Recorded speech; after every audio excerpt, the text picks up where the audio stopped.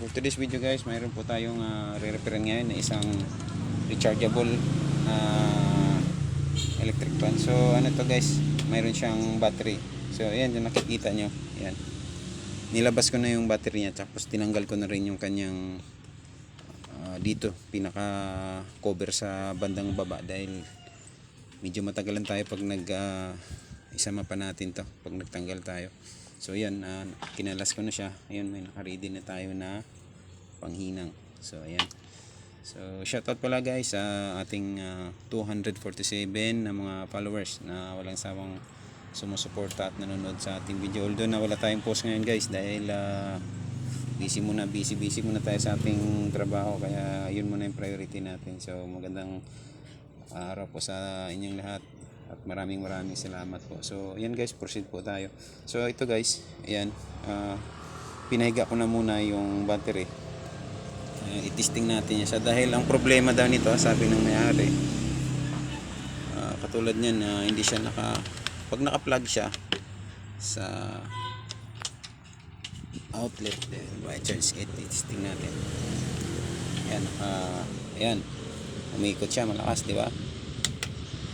Yan. Pero pag tinanggal natin siya dito, tapos i-on natin, so wala na. So ayun yung gumana. Yan ang naging problema. So sa mga ganyang problema guys, so dalawa lang yung pupuntahan natin. So pinakaunang suspect natin, so maaring battery, o di kaya pangalawa yung supply na sa charging area na board ng pinuntahan nito, pinanggalingan ng battery natin. So maring walang supply. So diyan tayo magpo-focus guys, kaya let's go, samahan niyo ako guys. Ayan. So tatanggalin ko na to, dahil nakita niyo na rin naman yung problema. So ito, so ang unang gagawin natin guys, para mabilis, yan, katulad lang, pause lang na. So ito yung taga video ko So ang gagawin natin guys, para mabilis tayo, so voltage check tayo. Ito yung baybayin natin simula sa input. So i-focus lang natin konti. Yan, medyo may kalitan kasi ito. Sana makatulong to sa inyo guys. So wag nyo lang i-fast forward, dahil hindi naman to gaanong mahaba yung video natin. So limited lang yung video natin ng 10 minutes or 12 pinakamataas. Kaya minsan ginagawan ko siya ng part 2, dahil hindi tayo makagawa ng long form video. So ito guys, papakita ko lang sa inyo. Yan, ito yung galing sa source ng ating plug. So papunta sa ating outlet. Ito yung pinakadulo ng plug natin. So diyan tayo guys mag-umpisa, tapos bye-bye natin. Ayun, may nakikita tayo na ano ito, DC positive tsaka DC negative. So ibig sabihin, ito yung output nya papunta rito sa kabilang board. Yan, ito yung pinaka power supply output nya. So yan ang nagsusupply dito papunta sa ating battery. So ito yung linya ng negative natin. Yan, tapos ito naman yung sa positive side. So ito kasi guys, so walang output ito. So i-try natin para ipakita natin sa output.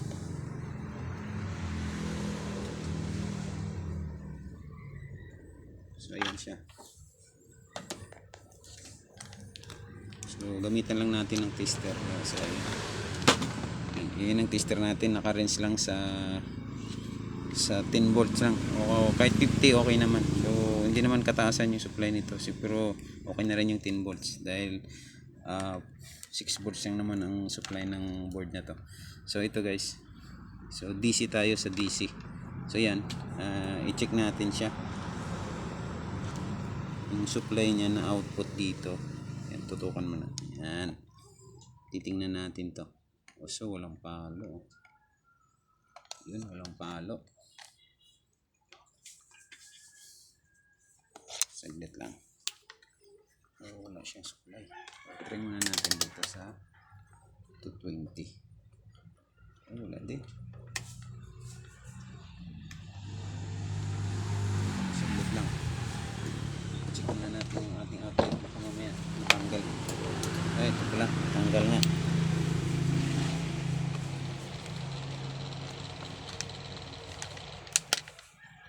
So, sorry. Ayan, natanggal siya. So, natanggal pala siya.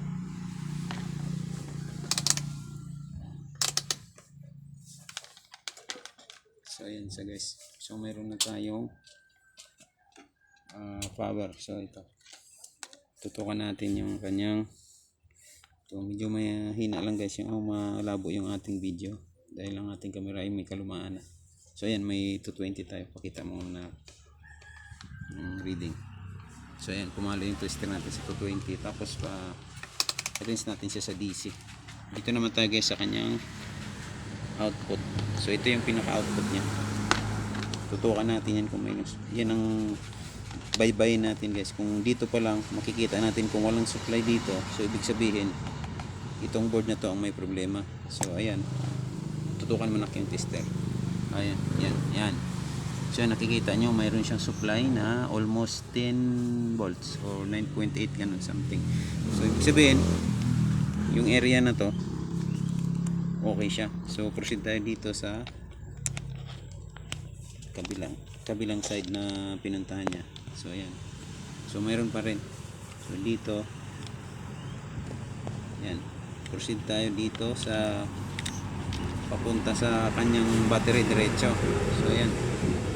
Ayan guys, punain nyo. Naktutukan mo yung tester. Ilapit mo konti. Yan guys, punain nyo. Mayroon siyang voltahe pero kukonti. So ibig sabihin may problema dito sa linya ng positive side kaya hindi tumatagos papunta sa battery ang kanyang supply. So yun ang baybay natin guys. Yan. Umpisahan natin dito sa positive na to. Ayan. Dito na, tutok mo dito na. So ayan. Ay sorry. Positive. Positive yan. Tapos dito subaybayin natin to kung ano ang mga tawiran nito. So ito guys. So wala. So ito resistor ito. Papunta dito. So ayan o. Mayroon. Pag binitawan ko wala. So ito guys, pupunahin nyo to. Itong isa na to. Yan o, wala siyang hina. So itry natin siyang hinangin. Baka ito lang yung problema dahil parang resistor siya siguro kasi ito galing dito eh. So try natin hinangin yan. So actually guys, hindi natin alam kung pang ilang technician na tayo na nagbukas nito dahil kita nyo naman no. Basag-basag na yan. O yan. Galing na sa ibang kamay so hindi tayo nangako sa may-ari nito kung maayos natin o hindi. So yan. Plug out muna natin. Pero try natin kung kaya. Sayang din naman yung gamit, parang medyo bago pa naman yun nga lang. Yan, kita nyo naman o, puro hinang-hinang na yan siya. Ayan.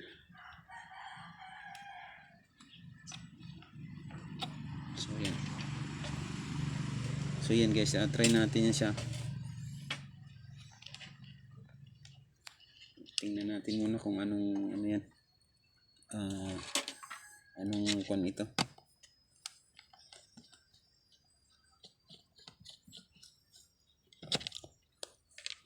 Kung ano siyang pyesa dahil dito matawid yung kanyang positive. Ayan.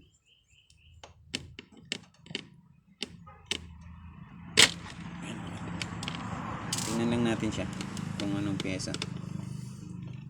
Tanggalin muna natin tong kanyang screw na. So yan lang guys pag nagto-troubleshoot tayo. Pinakamaganda talaga voltage check. Ayun guys, oh, ito resistor. So ayan, resistor nga siya. So 2.5 ohms. Ayan. Sorry, 1.5 ohms. So parang fuse resistor siya. So try natin siya guys, paganahin ulit. Nahinang na rin natin. Sana yun lang naging problema niya. Kaya ayaw magkarga ng kanyang baterya.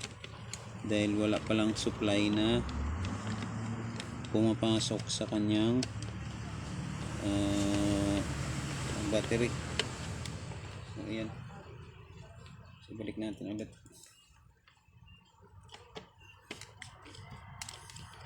Sana yun lang naging problema.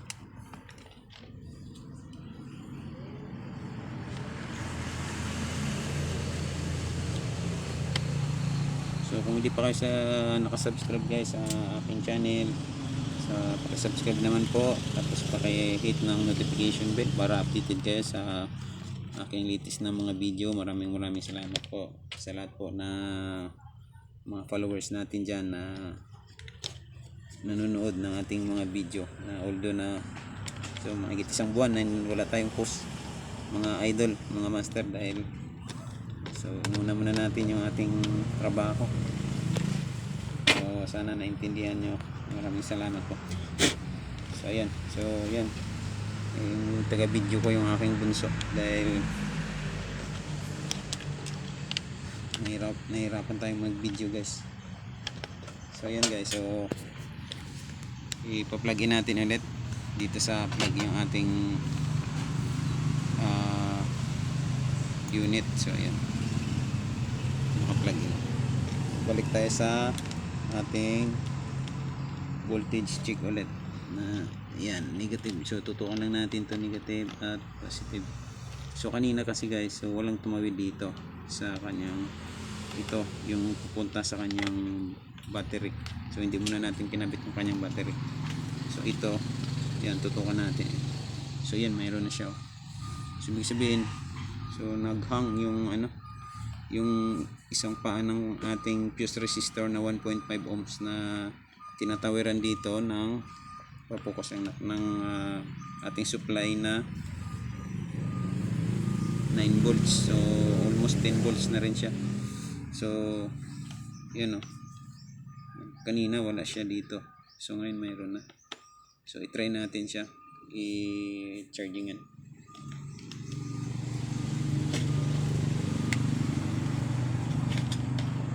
Kung kakarga yung baterya niya. Ayan. So sana mga idol makatulong sa inyo, sa mga may mga appliances kayo na ganito sa inyong mga pamamahay. So kailangan lang mayroon kang tester, tsaka panghinang syempre, tsaka ganito desoldering pump. Yan yung mga gamit natin pag magre-repair tayo ng mga gamit. So yan, so i-testing natin guys. So testiran natin. Yun, kumakarga na siya. So kanina wala talaga siya. So ayan lang guys, I hope na mayroon tayong na-share sa inyo na isang idea na naman about sa ganitong mga gamit na katulad nito, mga rechargeable na mga electric pan na nabibili natin ngayon sa mga online. Yan. So sa ngayon siguro, so hindi ko pa matesting siya dahil naka-charge pa siya. Siguro after mga half hour siguro bago natin ito mapagana. So ayan,